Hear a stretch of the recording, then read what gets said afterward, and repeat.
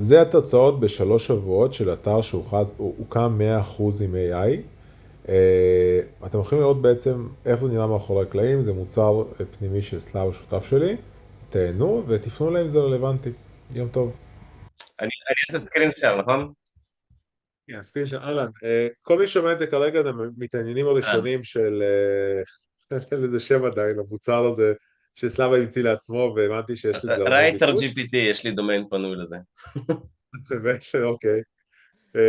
בקיצור, סלאבה לעסק שלו של הפיתוח בעצם במתכנתי וייב קודינג, אז אם אתם צריכים גם הוא יכול לתת לכם.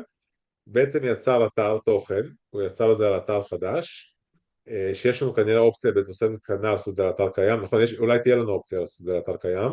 כן, בקרוב אני אה, מפתח את זה בפורמט של תוסף, אפשר כאילו כן, אז לחבר את זה יהיה ככה כזה כתוסף. אופציה זה, כרגע זה לא על זה, בעצם החבילה כרגע שאנחנו מציגים, שזה 2,000 שקל דמי הקמה, 2,000 פלוס מע"מ ו-499 פלוס מע"מ בעצם לחודשי. אתם מקבלים אתר כמו של סלאבה, תראה שנייה את האתר בנושא שלכם, וחשוב לנו להראות שנייה מה בעצם הולך מאחורי הקלעים, אתה תוכל לראות מה הולך מאחורי הקלעים, נכון? בוודאי, בוודאי. תראה, קודם כל, ככה נראה הבלוג. כמו שאתם רואים, כל מאמר בעצם רואים איפה המקור. לא חייב לכתוב את זה, אני סתם בשביל עצמי עושה את זה. אני סורק פה איזה 20-30 מקורות בערך, מקורות מידע. ככה זה נראה מאחורי הקלעים. הנה, נסרקו 20. אתה בעצם, אנחנו עושים סקרייפינג למקורות מידע שהלקוח כאילו רוצה, כאילו שזה רלוונטי, לוקח משם מידע, גם עברית וגם אנגלית, זה לא משנה? מה שאתה רוצה, רוסית, סינית, לא משנה מה.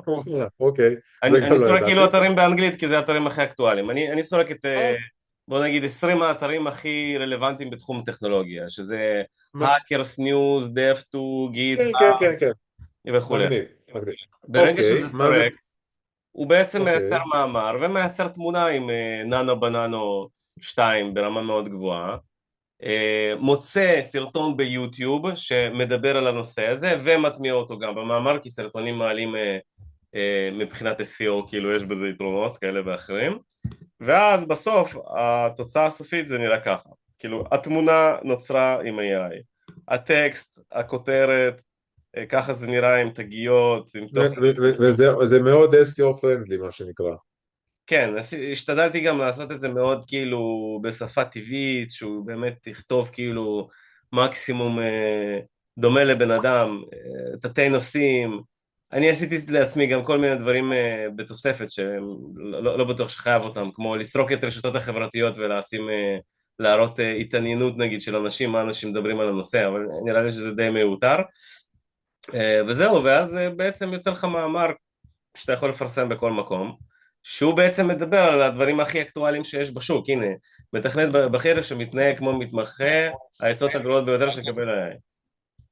זה מאמר אמיתי, אוקיי. כאילו, שפורסם פה, ואני פרסמתי, אוקיי. אם יש חידושים כאלה בתחום שלכם, למשל, לא יודע, תחום הנגרות, ויש איזה אוטוריטה מטורפת שכותבת על נגרות, אז הוא יפרסם את זה באנגלית, בסינית, ברוסית, לא משנה באיזה שפה, ניקח את זה, נשכתב את זה בצורה מדהימה, ונפרסם את זה אוטומטית. שנייה, שאלה, מה הלקוח צריך לעשות? רק להביא את המקורות וזהו?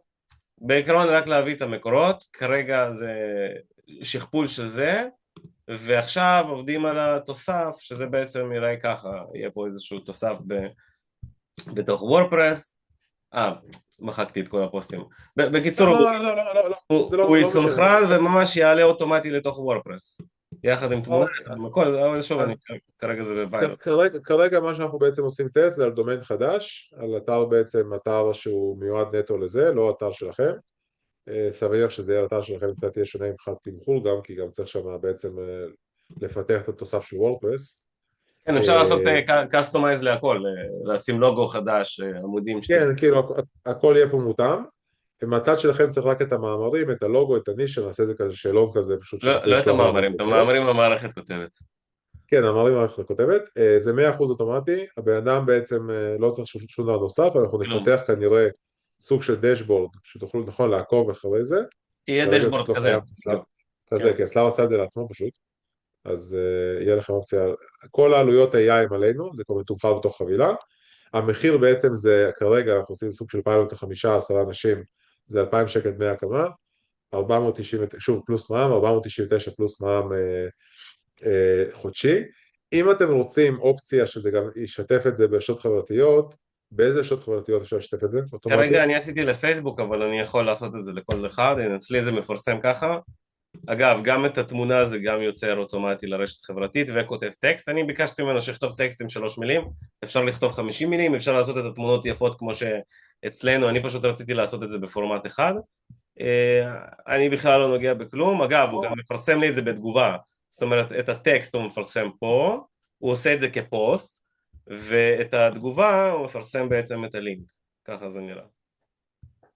אז אם אתם רוצים את זה לפייסבוק שזה יעלה אוטומטית, זה פשוט נעשה את זה עוד 100 שקלים בחודש, זה בסדר? כן, כאילו שקל למאמר. אבל שימו לב, זה עמוד פייסבוק, אין אופציה להעלות את זה ליוזר. כן, זה רק עמוד פייסבוק. מי שרוצה לא חובה, אתם יכולים לא חייבים לעשות את זה. כן. זה פשוט עוד 100 שקלים, כאילו שקל למאמר, כי יש פה שוב קצת עלויות מבחינת דברים, שזה לא יהיה בחינם, לא באמת מרוויחים על זה. זהו, אז האופציות הן בעצם אתר, 2,000 שקל, חד פעמי, פלוס מע"מ, 499 שקל לחודש. אנחנו בעצם נותנים 100 מאמרים, כרגע אין משהו אחר, 100 מאמרים. אנחנו רוצים לראות גם שהעלויות שלנו באמת משתלמות למחיר הזה.